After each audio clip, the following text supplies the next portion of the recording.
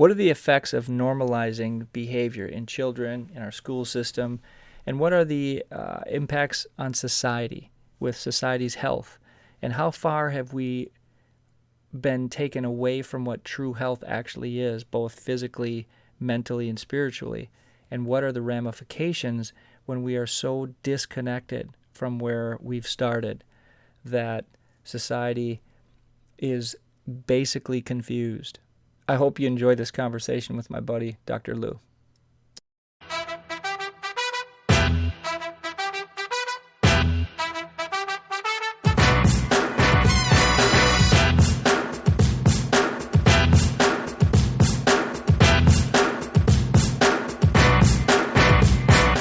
Thanks for listening. If you like the candid discussion and are seeking the truth behind the mainstream narrative, then please subscribe and share. Not only am I grateful, but those who seek the truth and wish to empower themselves and their family's health, freedoms, and future will also be grateful.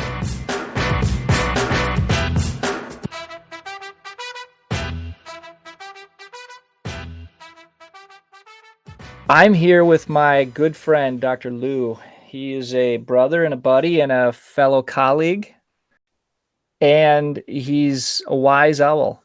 So we were having a conversation that should have been recorded. So we're going to try to redo this in a way that brings light to some of the challenges we're all faced with right now. And if you hold in mind that this discussion is for introspection, for both of us to learn from, I'm going to learn from Dr. Lou's insight, which will help me see the world through variation as well and allow me to open up. If I remain open for new insight, I can learn. If I close down and need to be correct and right, I will stop information from flowing in because of my personal needs. Welcome, my brother. I love and appreciate you. This is going to be fun. Yeah, I appreciate you too, Dr. Wade. Yeah, where do we begin? We begin always in the now moment, right? Right. Isn't it the reality that we live in this moment? The minute we think about the past, then we project those thoughts into the future, and we miss the magic of right here and right now. And right here and right now, if you look out at nature, nature is doing its thing naturally. There's a principle to the function of nature that just automatically flows with that principle. And in this now moment where we are right now having this conversation, there is something being our consciousness. And, without the me that says my consciousness, without the me that says, oh, this is my consciousness with my habitual thought patterns that has to have life go a certain way for me to be happy. And if it doesn't go that way, I'm miserable. Or if I look around me and I listen to the news and I say, oh my God, what is this world coming to?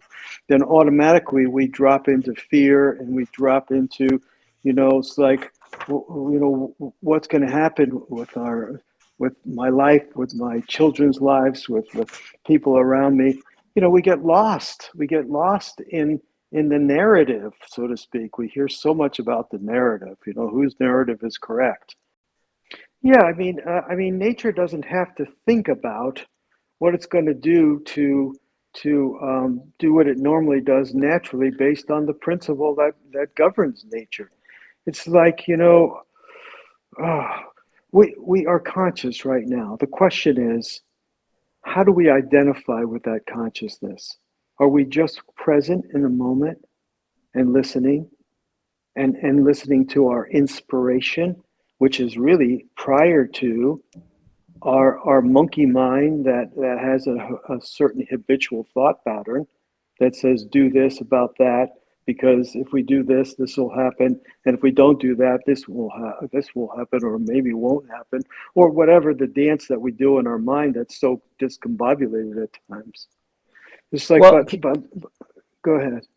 Can we talk about the discombobulation? So where does some of the discombobulation come from? If we were talking about earlier, this conversation about the sad state of what our kids are experiencing and what is now being condoned, accepted, acknowledged, promulgated as quote unquote normal versus being a clear expression of what happens in nature. So, for example, if there's a discombobulation with our thought process about what's really happening in the world, then how do you discern truth from fallacy? And we've gotten so far from truth that it's a free for all. And now science as a new religion tells us what to think because science has proven it's correct, but that has been shown to be pseudoscience, corrupt, and misrepresented for certain agendas. Mm-hmm. So now Well, what we're left with is a discombobulated society that's divisive, divided, and only gaining in divisiveness based on what we see on the television and the MSM. mm-hmm, mm-hmm. Yeah, well, because people have forgotten to look within for their answers. Everything that we do in life either gives us peace or gives us some kind of obstacle or some confusion that we try and understand why things are the way they are. And we're not going to get the answers from outside ourselves. We're only going to find, because peace is an inside job. How we feel about the life that we live is our choice. And so people have been indoctrinated with what the narrative is that's being that as you said promulgated out there. It's like people have they turn on the news and all of a sudden they believe that what they've been told without questioning it. It's just like we come into the world as a child that is loved. And if you look at a child that, it's not, that grows up, of course, not in an abusive situation, but a child that's truly adored and cuddled and by its parents, that child is totally trusting and that child is totally loving. It doesn't have the words to communicate yet, but it has the love that it is, that it interacts with its parents, with whoever's taking care of it. There's an interaction that's done without words at first, and then it learns to ask for things as it develops its vocabulary.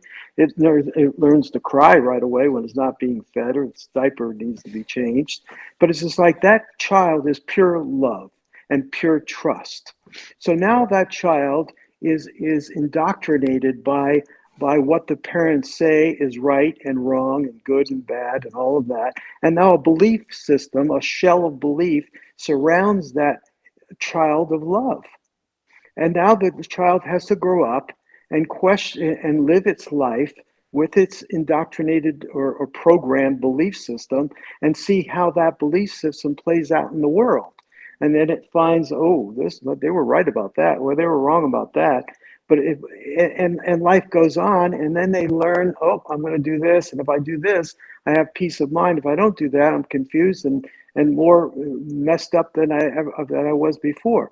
So it's all about, what do you believe and what is the belief system that allows you to live your life in joy?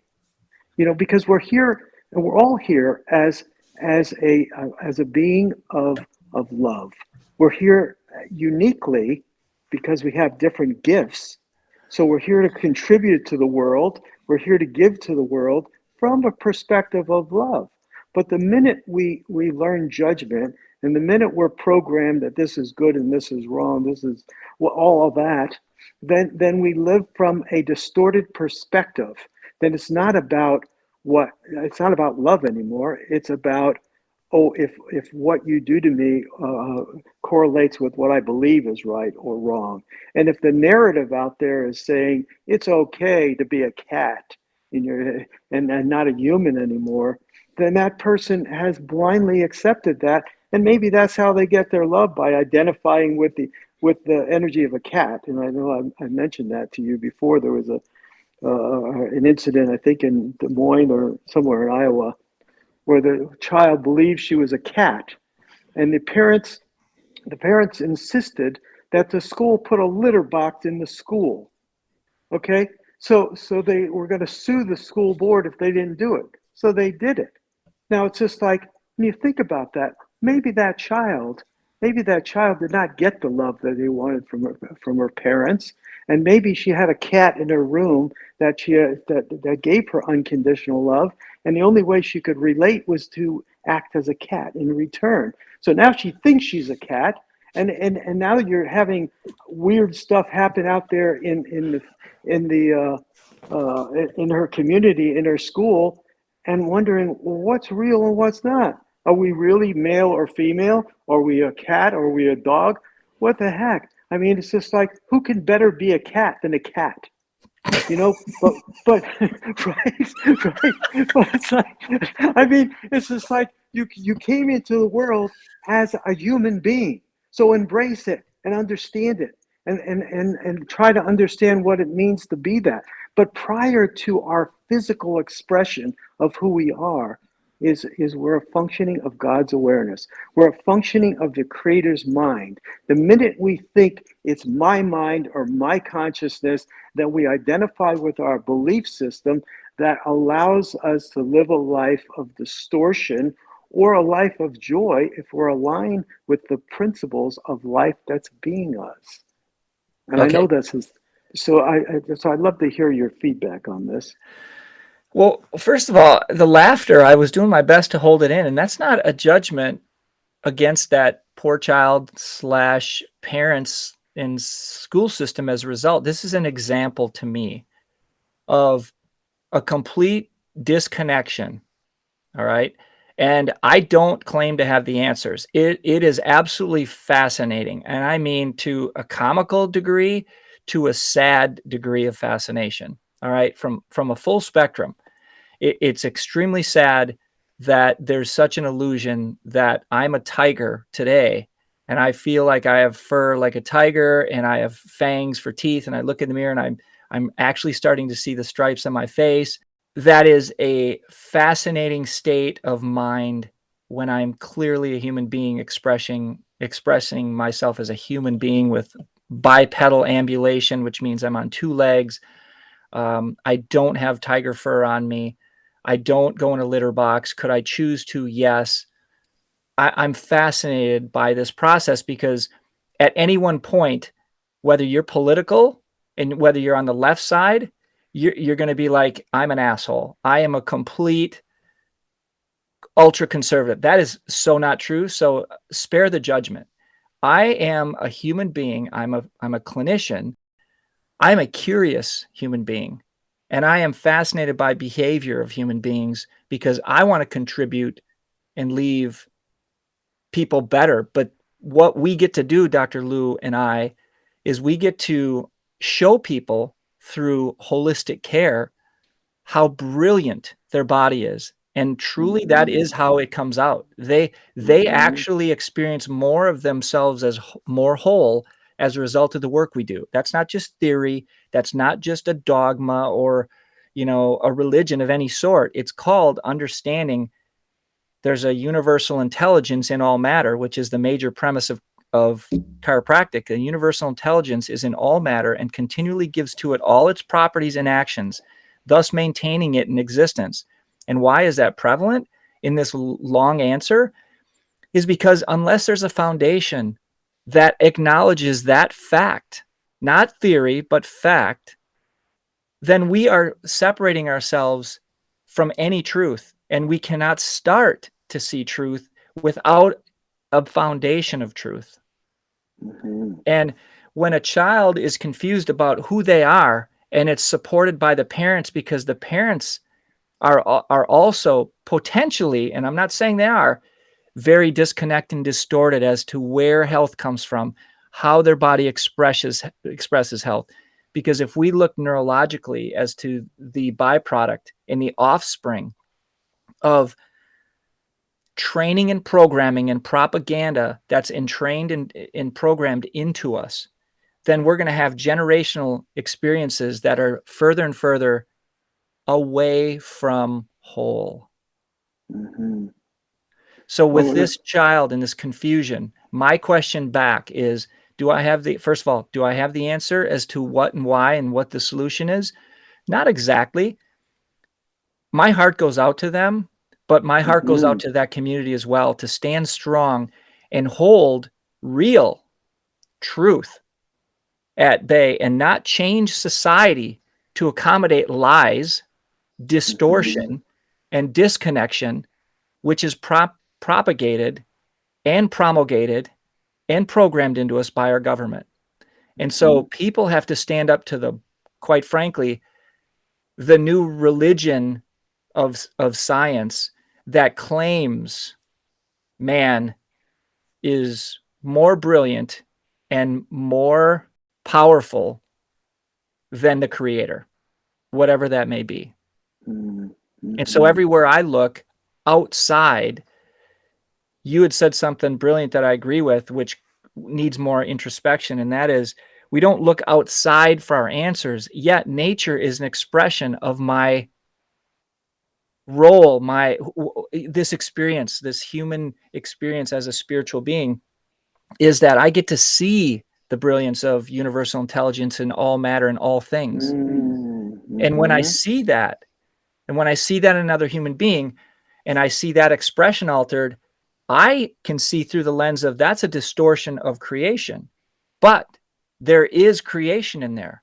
So where did this expression between the manifestation of that, which is a sickness, okay, it is a diagnosable sickness, and now we're normalizing that, because Mm-hmm. instead of correcting it, we want to make it normal that the chemicals, herbicides, pesticides, and drugs, atrazine for one, will change and has shown with research. So hermaphrodites in frogs, why wouldn't it do the same for humans? So the link between altered expression is now normalized instead of actually going at the real causes of why that altered expression is now more popular than ever. And there are some statistics. I was listening to another episode of a podcast, and they stated some facts, which is pretty amazing. And I'm going to come back with those in another episode. But to your point, Dr. Lou, in our earlier conversation, you had mentioned the media tends to expand how prevalent this stuff is. And here's two numbers that really caught me by surprise. What percentage of the population do you think is homosexual? I have no idea. Gay, just gay or lesbian. Okay. It's implied that it's about 30 to 40%. And that's what people thought, because that's how it's socialized, normalized, and expressed in our society. By the way, I don't have an opinion. I don't care if someone is gay or lesbian. I don't care. That's their choice. I get it. That's their choice. No problem. Mm-hmm. Now I'm making that wrong.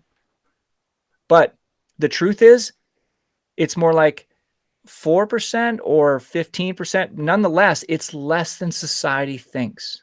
I think the numbers are actually even bigger. Maybe it's more like 20% are, but the society thinks it's like 50 or 48%, something ridiculous. But, and again, the stats are just off. I have to re-reference that, but it caught me by surprise to go, oh my gosh, that would make total sense. Where it's promoted as though it's massive and just everyone's doing it. And yet it's still a small percentage.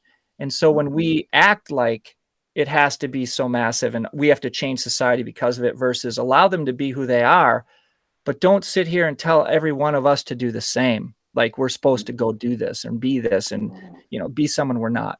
So there's a lot of things wrapped up into this answer. And then there's more questions Mm-hmm. that come out of it than anything. Mm-hmm. But Absolutely. I I want to go back to where truth lies so that we can focus on correcting and solving. And this isn't some right conservative due to, I don't have extreme right views. I'm more in the center and just on the right. Mm-hmm. And Mm-hmm. that's because I have a foundation, and Mm-hmm. I respect other people's choices. They have those abilities, but don't push it on society as though Exactly. this is what all of us have to think, say, and do. No, we don't. Mm-hmm. And Mm-hmm. stop the bullshit is really what I'm trying to get to. So Mm-hmm. I'm going to pass the baton back to you. Okay. Where does that take Well, you? where it takes me and what pops into my head as you were speaking is, and we are, you've heard the expression, we are a spiritual being having a human experience. Well, that human experience, when you come to talk about, being being a doctor and being there to help your patients regain their health.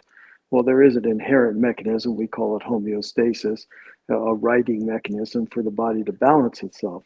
Well, there's that innate intelligence or homeostatic principle that functions to maintain the health of the body.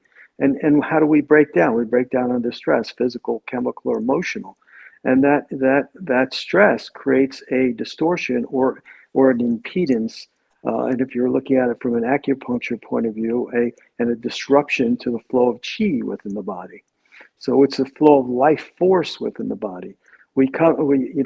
As a spiritual being, we come in, and this spiritual being exists within a physical perspective that it has to, it normally, functions through. But the minute we identify with the body, then we forget about the energetics of who we are. That's prior to it. That maybe is perfect. Maybe it's perfect. Maybe what's being us is perfect. And this is what I believe, that God, the Creator, created all of us out of love. And when you look at love, if you look at unconditional love, wouldn't unconditional love have everything in a perfect harmonic balance where everything flows and between itself in harmony like a symphony of music? And the minute we hit a wrong note, that symphony is distorted, and then we get so focused on that wrong note, we forget about the beauty of the symphony. But when we go back to the principle of music being the symphony, then we have a beautiful expression of life.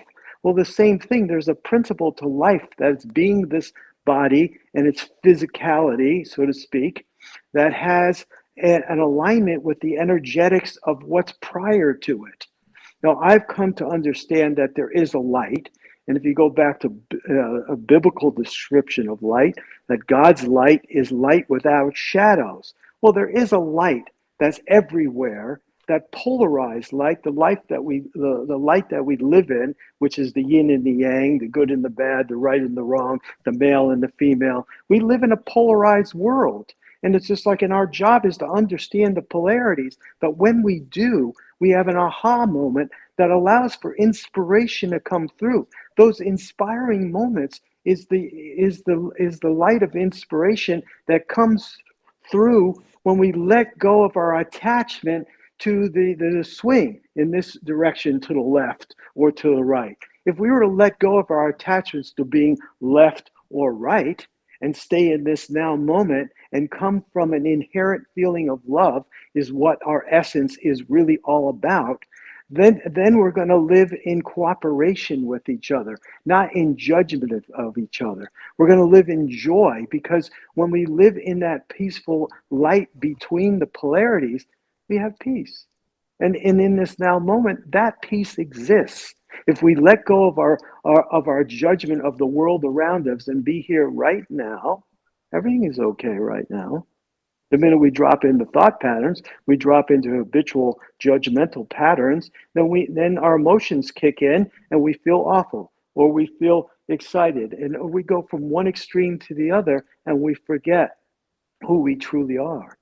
We're a spiritual being having a human experience. And we realize that this awareness that we are right now is the Creator's awareness, being aware through a very unique perspective that has a gift to give to the world. And if we were to focus on and listen to our heart's wisdom, I mean, Heart Math out in California has done research with neurology in the heart and the brain. They found that there's more neurological pathways from the heart to the brain than the brain to the heart. So we're supposed to be able to do what we love, listen to our what's in our heart, and let the brain be a reflection of that. But programming around us, the narrative around us, manipulates the belief system, which is done by evaluating from a brain perspective, and we totally forget about the love that we are underneath it all. So maybe that little girl that claims she's a cat didn't get that love, didn't get that unconditional love from her parents, and got it from her cat that lives in her room. And now the only way she can feel some kind of semblance of the love that she already is, she has to identify as being a cat. So do we judge her for that? No. But do we allow that to influence everybody else's opinion of how we should look at the world? No. But it's just like who we are is being who we are naturally. And if we go within, and if you want to be biblical again, the kingdom of heaven is within.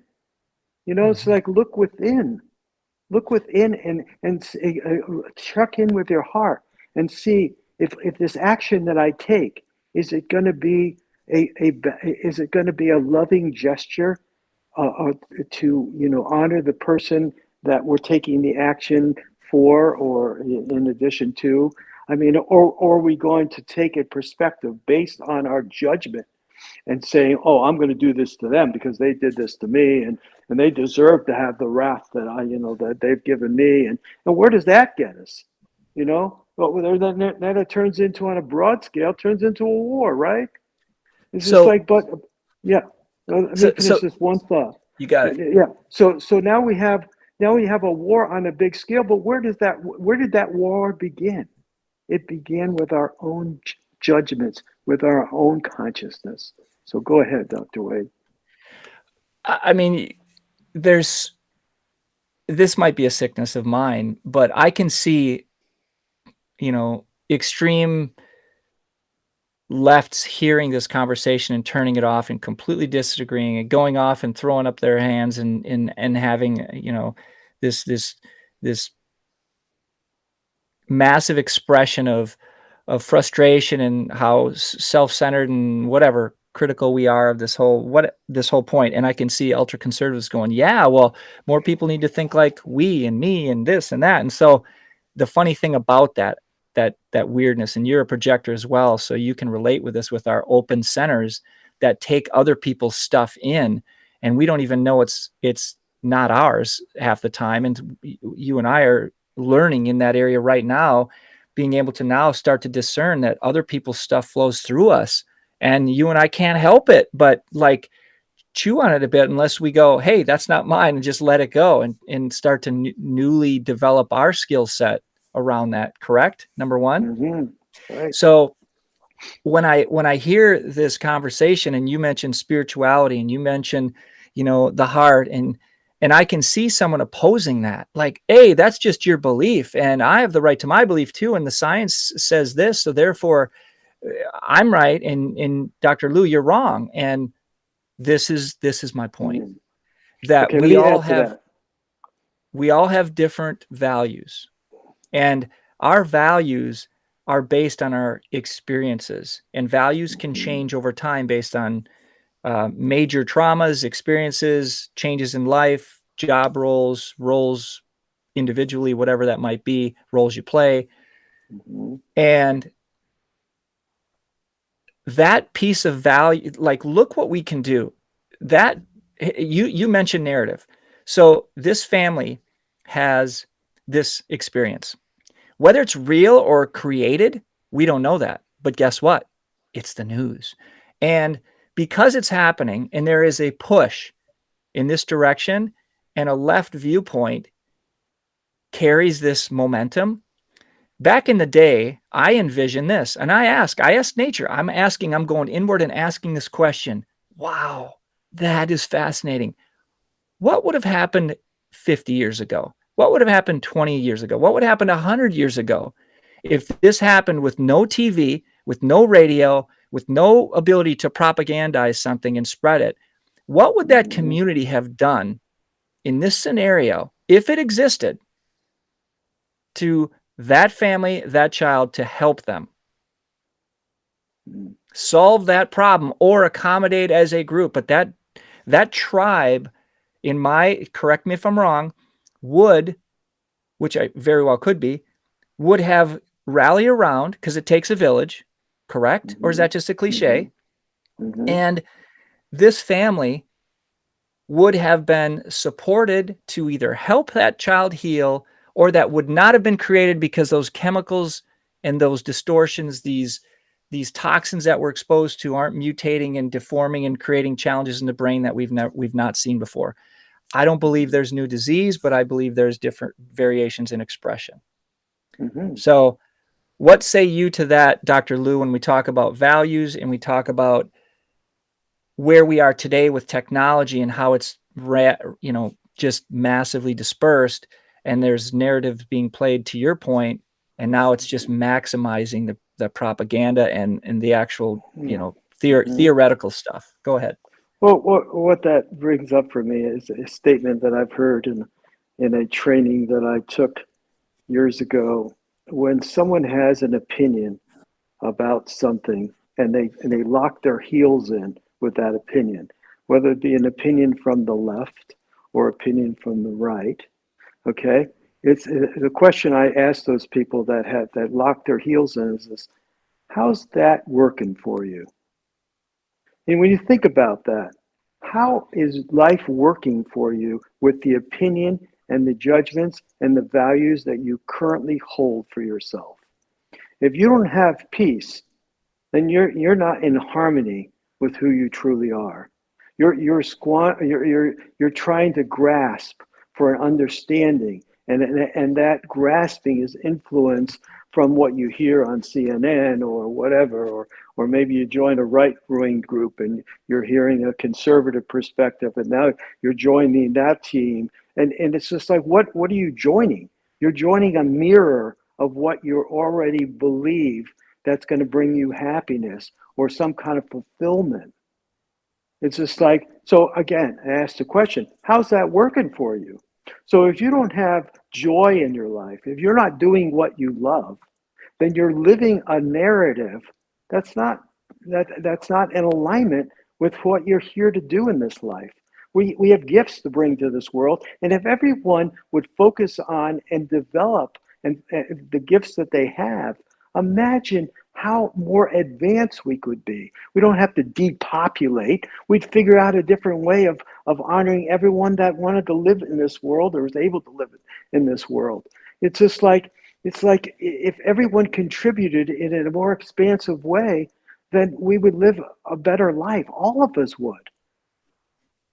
So it's like, it's back to, are you living a life that is happy, that you have joy about, or are you living in that chaos of having to take a stand?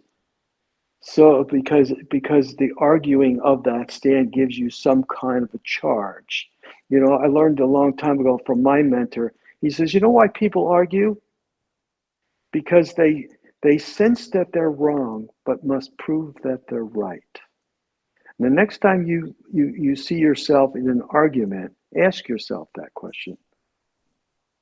I And I I would totally agree with that, Dr. Lou. yeah, Totally. I and the mean, other thing that I learned, and by the same mentor of mine, and I met with him, a few months before he passed on, and he says, Lou, I don't say very much anymore because no matter how well you state the truth, if someone doesn't want to hear you, they can use your exact words and prove you wrong. So people that are listening to this discussion that we're having right now, if they don't want to hear any aspect of what we're saying, they can turn it around and prove us wrong. Well, it's not, we don't have a need to be right. We just have a need to be who we are, express who we are in a loving way that allows people to express who they are in a loving way. So if there's a premise to this discussion, that would be it right there, from my perspective. I think You it's want to great. add? And I would agree on two counts. One of my mentors shared, in addition to that, like corroborating on what you'd said, because I love the way that was stated. Um, Two things. What other people think of you is none of your business, period. This Okay. is One. true. Two, your need to be right may be your costliest habit. Hmm.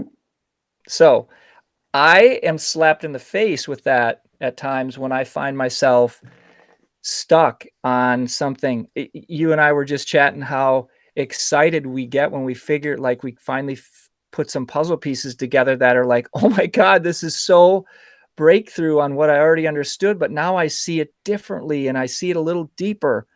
And then we're just excited, but it could be, where we would get stuck in our growth and our process and our, development here. Like I have to see myself as constantly learning and opening up to new information, which means I have to let go of something I might have learned a year ago that is now being disproven or I'm realizing more about, right? And if how many of us get stuck in that story of, Mm-hmm. no, this is the way life is, man. This is it. Dude, stop it. This is the way Mm-hmm. it is. This is the way I see it. Therefore, it is. And it's like, oh, God bless. I mean, no, How's that I'm working happy for to you? change. Yeah. How's it working for you? Exactly. How's that working for you? But the funny thing with that statement, I've had my mentor was asking the same thing, the same question. How's that working for you? So maybe he read the same book and knew your mentor.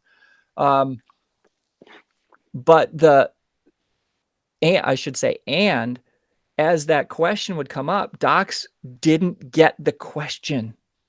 Like they didn't get, how's it working for you? Well, working good. Look at me, man. I'm happy. I'm based in all on societal success. I got money. I got cars. So what if I've been divorced twice? It isn't me. It's everything else around me. In other words, I get to blame any disposition that I have that's negative or experience that I've had on some outside source and never take responsibility. Even though you're asking me the question, I still don't freaking get it because I Mm-hmm. see outside in instead of inside out.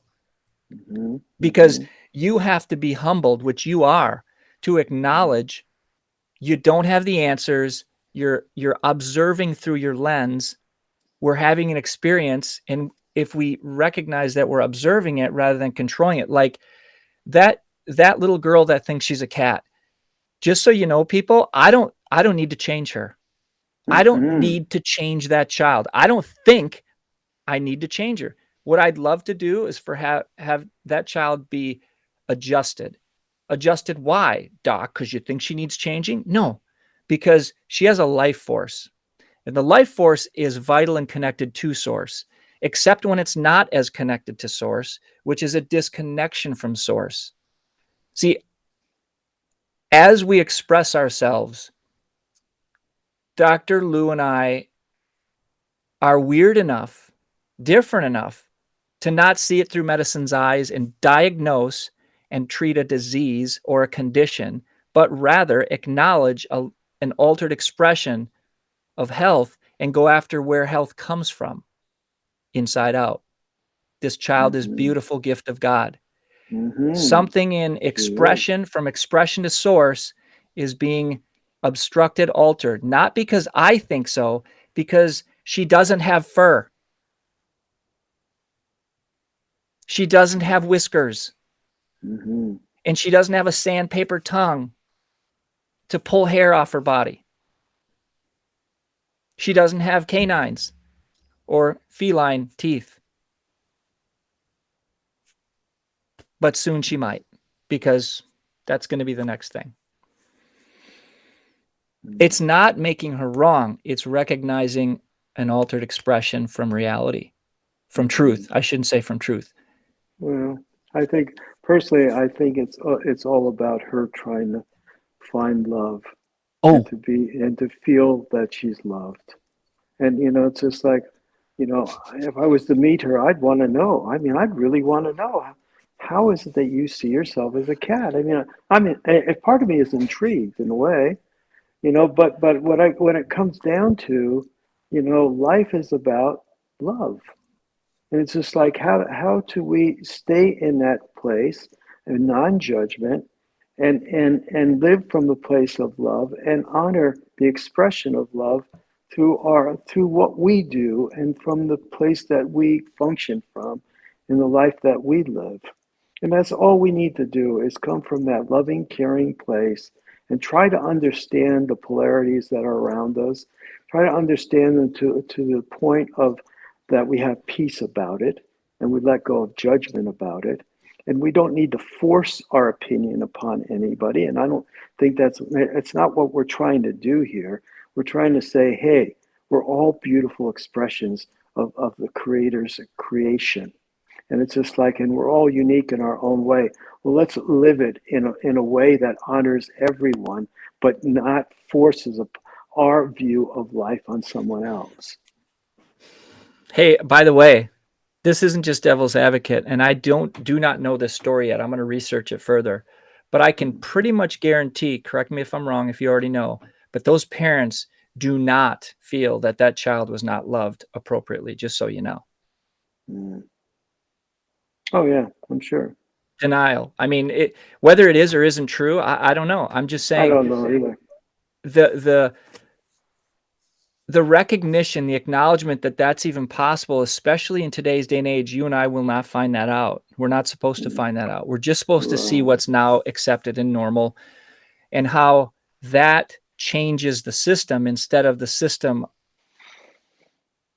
We're back to the same BS. Who's running the show? Who's running what we're experiencing? And what is it that whoever that may be, powers that be, it's not conspiracy, it's called an awareness that it isn't nature running the show in the White House, in our, our media. It's man's version of what we're supposed to think, period. What they want us to be thinking next, and what we're supposed to be doing as good minions of the system. So this can go a lot of different ways. Are you living a life that gives you joy?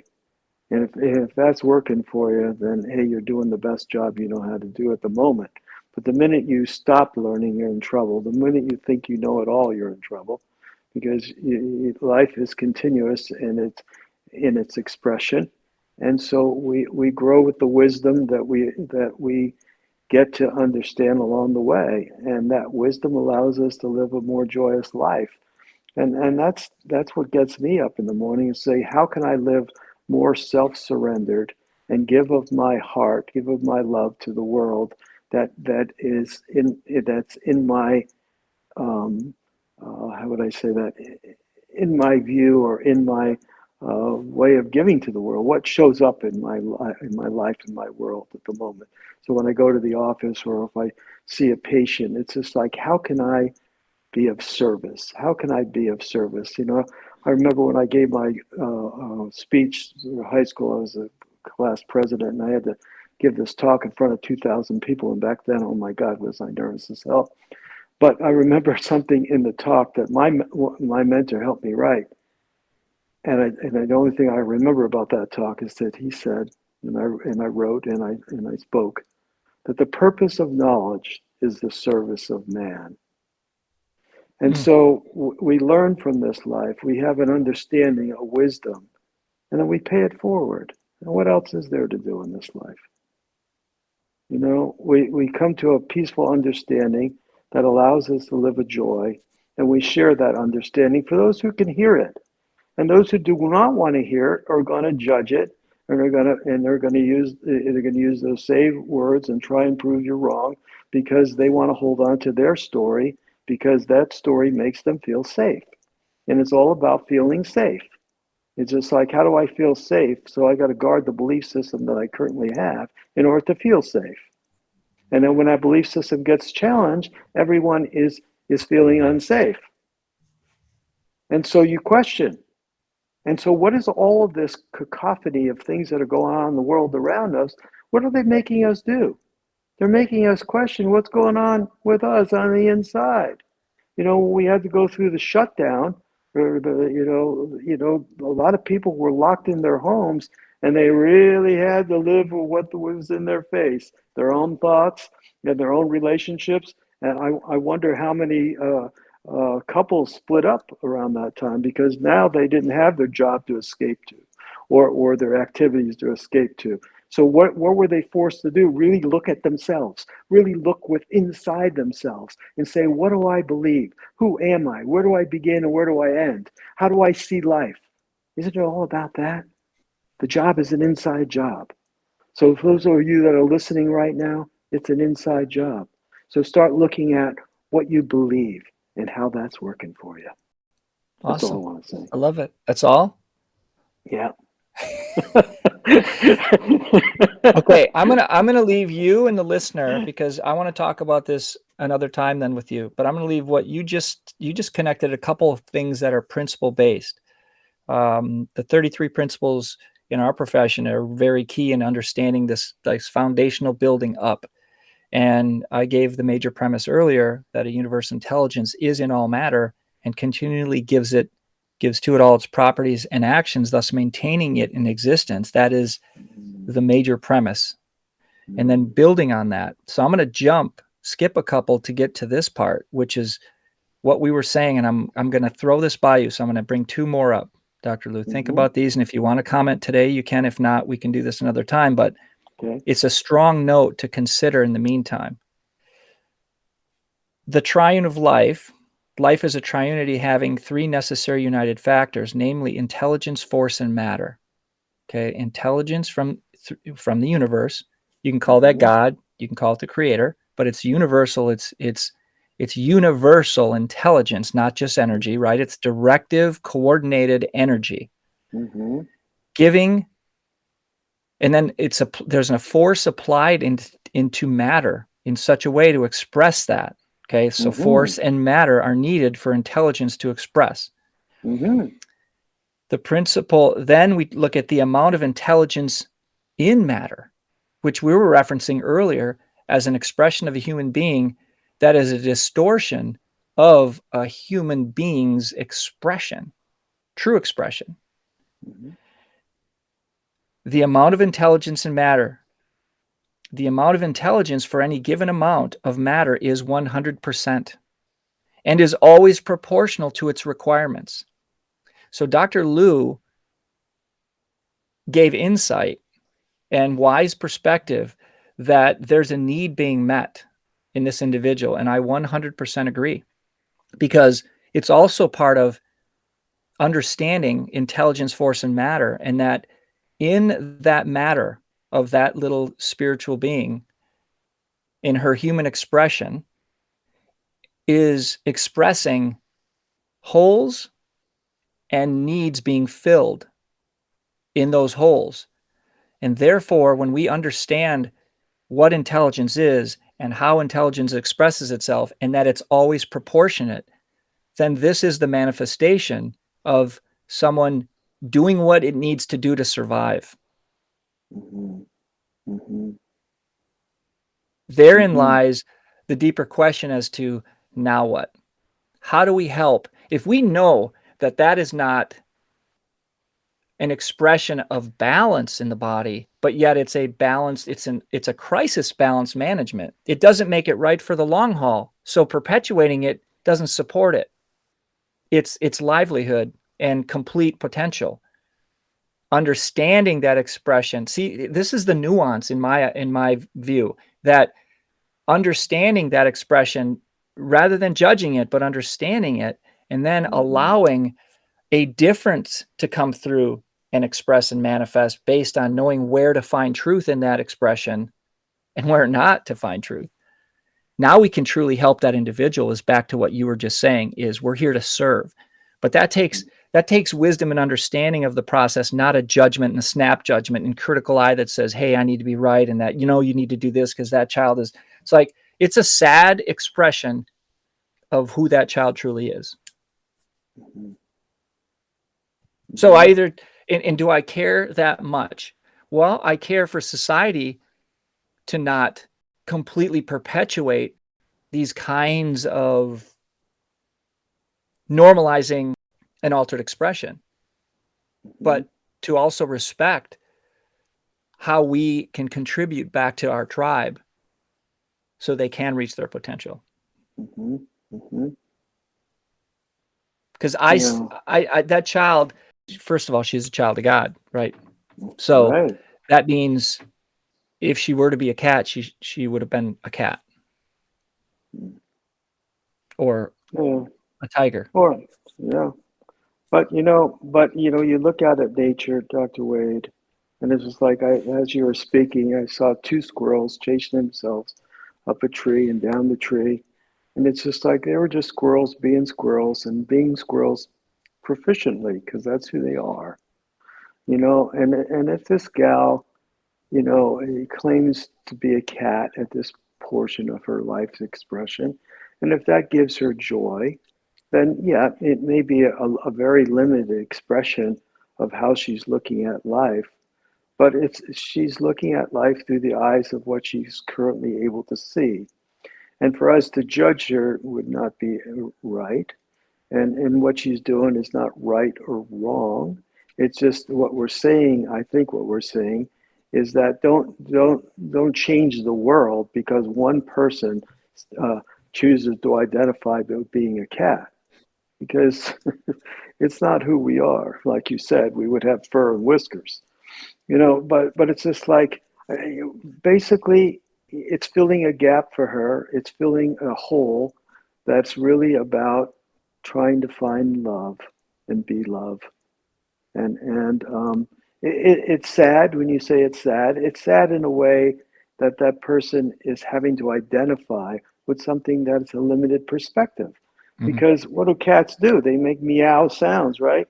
It's just like, so does that limit her from expressing her voice and what she truly wants to say with the voice that she has a voice box for to use in a very expressive way? It's not for me to judge. It's just for me to look at it and say, hey, yeah, I mean, you can identify with a cat at this point. If it gives you the understanding and the appreciation of cats, maybe she's going to start a whole business about, taking care of cats. And in order for her to really do that, she had to like feel what it was like to be a cat in order to really do that. I don't know. It's like I don't know what that girl's journey is, but I can say she's more than a freaking cat if she's a human being. Yeah. So, Well, boy, I think first of all, that was brilliantly put, and you are a sage, savvy, politically correct answer. Nice job, buddy. well, I love people, and I can look at anyone and look deep in them, and say, okay, where's the love in you, and how are you hiding it from yourself? And if you're willing to look deep, then it's there and it's waiting for you and it's being you, because love is being all of us. And when we choose to look within ourselves, we begin to see it. And when we begin to see it, we begin to live it. And when we live it, it affects the world around us. And so I'll leave you guys and all of you that are listening with that thought. Be the love that you are. Live the life that is an expression of your gifts, and give to the world in your own unique and special way that makes this world a better place to live in. Beautiful. Drop the mic on that one.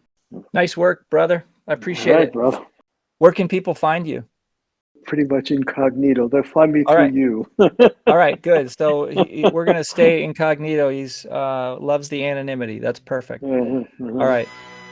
Okay, my fellow health warriors, it's time to head over to iTunes, franklyspeakingdrwade.com. There, you can rate, review, and subscribe, as well as share, so more of our brothers and sisters can grow to realize their voice and their health freedom. Speaking up means you matter, so get on it.